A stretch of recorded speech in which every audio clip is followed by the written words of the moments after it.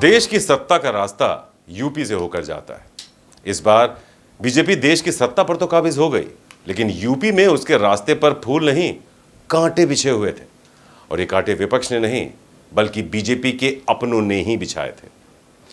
अब दिल्ली से लेकर लखनऊ तक कोहराम मचा हुआ है और पार्टी अपने विभीषणों को खोज रही है, ताकि 2024 की गलती 2027 में दोहराने से बचा जा सके। नमस्कार, हमारी इस खास पेशकश में आप सबका स्वागत है। मैं हूं आपके साथ संजीव चौहान। तो लोकसभा चुनाव में बीजेपी की लाज कुछ राज्यों ने रख ली, वरना आज लोकसभा में जहां कांग्रेस बैठी हुई है, वहां बीजेपी को बैठना पड़ता। हिंदी भाषी राज्यों में बीजेपी को सीटों का सबसे ज्यादा नुकसान यूपी में हुआ।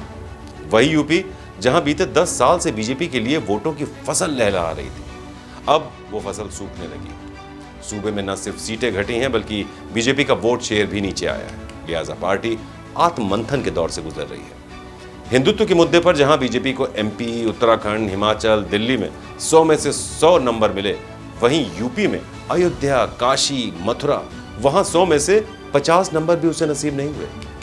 तो इस बात की टीस अब बीजेपी को खाए जा रही है। इसलिए पार्टी हार के कारणों को तलाश रही है। 2019 में राष्ट्रवाद के घोड़े पर सवार बीजेपी ने सपा बसपा जैसे मजबूत जातीय समीकरण वाले गठबंधन को धूल चटा दी थी, लेकिन इस बार बीएसपी ने अकेले चुनाव लड़ा था और सपा कांग्रेस गठबंधन के तहत बीजेपी को चुनौती देने के लिए साथ में उतरे थे। माना जा रहा था कि बीजेपी के लिए खुला मैदान था और बड़ी जीत की बस ऐलान होना ही बाकी था, बस ऐलान होने की देरी थी।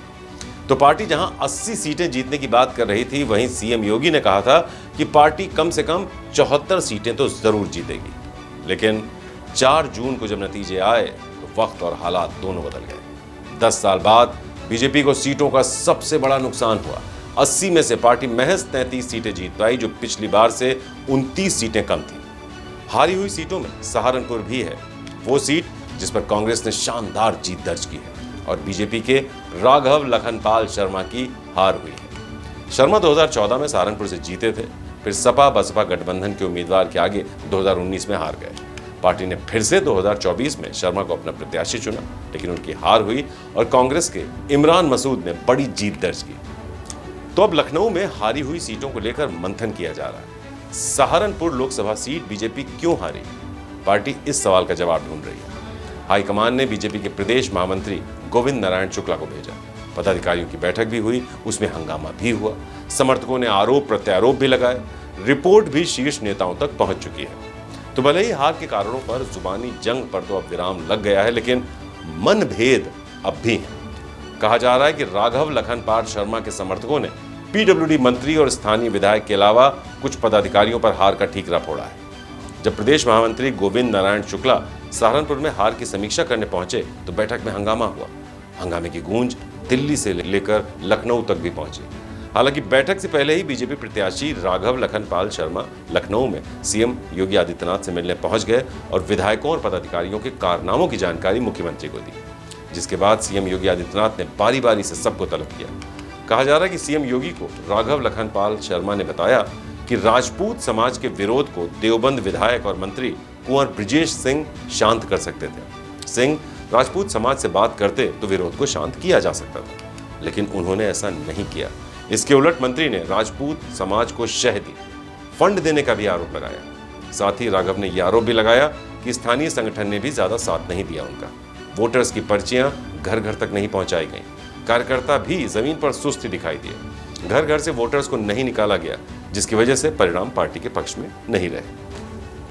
सीएम योगी आदित्यनाथ से मिलने के लिए सहारनपुर के मेयर डॉक्टर अजय सिंह भी पहुंचे। सीएम ने उनसे पहले विकास कार्यों को लेकर चर्चा की, उसके बाद हार के कारणों को भी समझा। तो कहा जा रहा है कि सिंह ने सीएम को हार के कई कारण बताए। मेयर ने भीतरघात, राजपूत समाज की नाराजगी, वोटर्स तक नहीं पहुंचने के अलावा कई और कारण बताए। नगर विधायक राजीव गुंबर भी सीएम योगी आदित्यनाथ के दरबार में पेश हुए। सीएम ने उनसे भी कई सवाल किए। सीएम के सामने नगर विधायक राजीव गुंबर ने अपनी सफाई में कहा कि प्रत्याशी का लोगों से दूरी बनाए रखना, लोगों के बीच जाकर उनसे संवाद न करना, साथ ही हार का कारण राजपूत समाज की नाराजगी को भी बताया।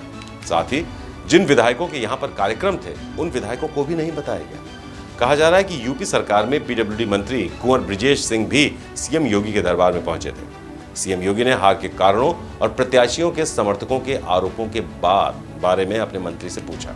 जो भी समर्थकों के आरोप थे उनके बारे में तफ्तीश की उन्होंने अपने मंत्री से।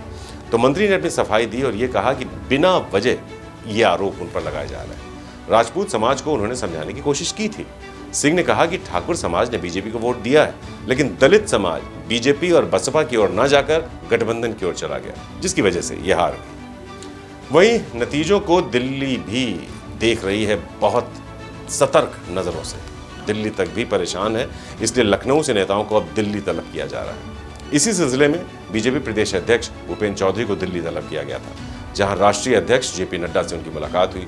चौधरी ने हार के कारणों की पड़ताल करने वाली रिपोर्ट नड्डा को सौंपी है। कहा जा रहा है कि प्रदेश अध्यक्ष ने नड्डा के सामने पार्टी के हार की नैतिक जिम्मेदारी लेते हुए कई कारण भी गिनाए। करीब 35 मिनट तक दोनों नेताओं ने बैठकर जो नतीजे थे उनको लेकर आपस में चर्चा की। इसके बाद कहा जा रहा है कि संगठन में जल्द ही अब कुछ बदलाव किया जाएगा। कहा जा रहा है कि पार्टी के केंद्रीय मुख्यालय में दोनों नेताओं के बीच सबसे ज्यादा चर्चा अयोध्या की हार और वाराणसी में प्रधानमंत्री नरेंद्र मोदी की जीत का अंतर कम होने को लेकर भी हुई। बताया जा रहा है कि प्रदेश अध्यक्ष ने हार के बारे में जो फीडबैक दिया उसमें नौकरशाही के मनमानी के साथ ही मतदाता सूची में गड़बड़ी के अलावा संविधान बदलने और आरक्षण खत्म करने जैसे तमाम कारणों को जिम्मेदार बताया गया है। नड्डा ने प्रदेश अध्यक्ष से संगठन की खामियों को लेकर भी चर्चा की है। साथ ही पार्टी के उन चेहरों पर भी चर्चा की गई है जिन लोगों ने भितरघात किया है। कहा जा रहा है कि नड्डा ने जल्द ही ऐसे लोगों को चिन्हित करके उनके खिलाफ कार्रवाई करने के संकेत दिए हैं। ये भी माना जा रहा है कि बीजेपी का शीर्ष नेतृत्व 15 जुलाई के बाद संगठन में कोई बड़ा बदलाव कर सकता है।